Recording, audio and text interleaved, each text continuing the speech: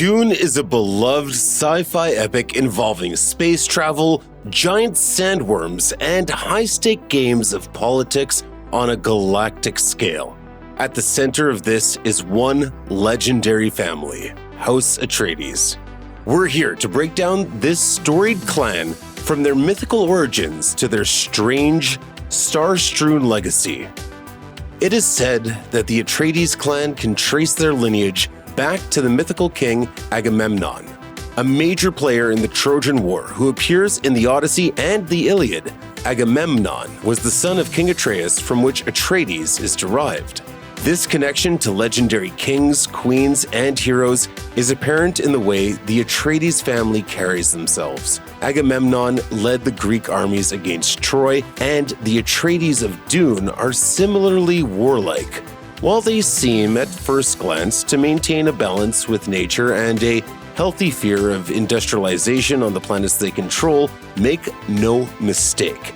Their armies are still feared as fierce and accomplished fighters. They fight often enough to have created their own battle language, a series of hand signals to be used in conflict. Just as their ancestor commanded legendary forces in the ancient world, so too do they among the stars. By the time readers meet the Atreides family of Dune, they are far away from Greece. House Atreides oversees Caladan, a lush planet covered in forests and seas that is part of the galactic Padishah Empire. They are fair rulers who take conservatorship of their planet very seriously. The people of Caladan are largely satisfied and well cared for on their planet, living in harmony with nature. The Atreides family is forced to leave their homeworld behind, however, when the Emperor commands them to take control of the desert planet Arrakis, also known as Dune. This hostile planet is a desert world where water is punishingly scarce. Humans, religious refugees known as Fremen, have lived on the planet for centuries. They have adapted to the planet's harsh surface by living underground and building a society geared towards the conservation of water. And when we have enough, we shall change the face of Arrakis. The Padishah Empire's interest in Dune is piqued by the discovery of a critical resource. The planet is the only known source of the spice melange, a fragrant commodity found under the sand that gives people who ingest it mild prescience. The spice, as it is known, is a crucial component of religious ceremonies and light-speed navigation, and its highly addictive nature leaves the Empire with no choice but to take control of the planet. Prior to the Atreides' arrival, the planet was ruled by the Harkonnens. Longtime rivals of the Atreides, the Harkonnens are ruthless and greedy, their homeworld having been turned into a smog-choked hell in service of increasing profits.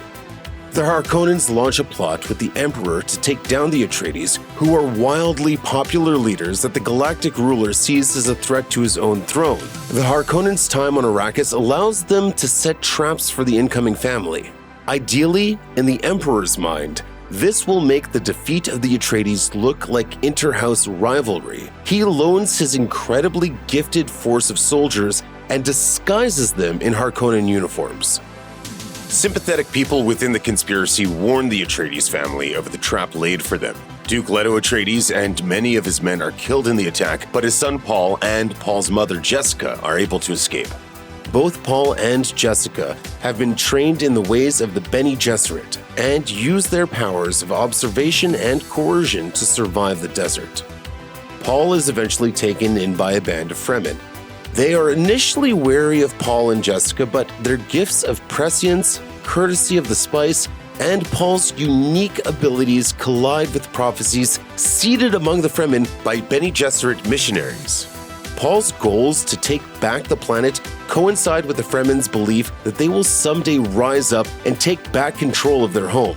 As Paul and Jessica learn to survive in the desert, word of Paul's godlike powers spread among the Fremen, and a plot is hatched to cast out Imperial forces. Jessica's arrival among the Fremen is particularly well-timed. She has been trained in the ways of the Bene Gesserit, an order of women who secretly pull the strings of galactic power. Their leaders are known as Reverend Mothers, and the Fremen's own Reverend is nearing the end of her life. The Fremen believe Jessica would make a suitable replacement, but to become a Reverend Mother, one must drink the Water of Life, a poison derived from the sandworms who live on Dune. High-level Bene Gesserit members have such intense control of their bodies that they can isolate the poison inside themselves and render it harmless. If they fail, they die. If survived, however, the Water of Life opens up a mental pathway connecting the survivor to the memories of all the Reverend Mothers who came before her. Jessica is pregnant when she undergoes the Water of Life ceremony. As a result, her unborn daughter, Alia, absorbs this knowledge alongside her mother. The Bene Gesserit know that people born with this knowledge, already awakened before they can form personalities of their own, are uniquely unstable. They view these children as deeply cursed abominations. Jessica and Paul refuse to cast her out, and Alia becomes an incredibly important figure in the years following her older brother's crusade.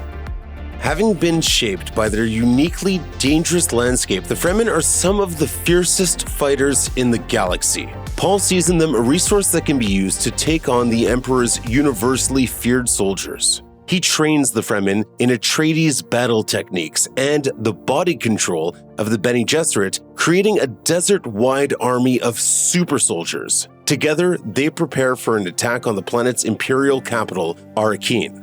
During his time outside of the Empire's reach, Paul also realizes the unique power the controller of Dune wields. They are the controller of spice production, the most coveted resource in the universe, necessary for travel between planets and highly addictive to boot. Whoever controls the spice controls the entire universe. Thus, Paul uses a dual strategy of direct attack and threat to the production of spice to bring down the Galactic Empire. We must totally destroy all spice production on Arrakis. Paul sets up his soldiers in the desert outside Arrakis, using a storm as cover. When the storm lifts, they launch a brutal assault on the capital. To keep Imperial reinforcements off the planet, Paul threatens to destroy the spice, something all space navigators require to do their jobs and keep on living, as withdrawal can be fatal. The Emperor concedes control to Paul, and he launches a cosmic jihad to bring all known worlds under his rule. After Paul becomes the Emperor, the gospel of Paul Atreides begins to grow. The capital of Arrakis becomes a holy city with churches and cults based around Paul and his sister Alia. But though the Empire continues to expand, rot sets in back home. Fremen veterans become disillusioned with Emperor Atreides' cause. Terraforming has begun on Dune to make it a more habitable planet, and the old ways of water conservation are slipping. Powerful forces that had been embarrassed by Paul's sudden rise exploit this discontent and hatch a plot against the Emperor. Emperor Atreides is blinded by a nuclear attack on Arrakis, but retains his ability to see via his incredible gifts of prescience. The Emperor's blindness further rankles his Fremen followers, however, who expect people who have been blinded to walk into the desert to die, rather than burden their tribe. After fathering 2 children with Chani, Paul appears to sacrifice himself in the traditional fashion, solidifying his status as a godlike figure among his subjects and Fremen followers alike. Paul's sister Alia takes on the duties of running the Atreides Empire, expecting to serve as regent until Paul's children grow to adulthood. Alia pulls power to herself rather than turn the throne over, creating her own cult and surrounding herself with diehards.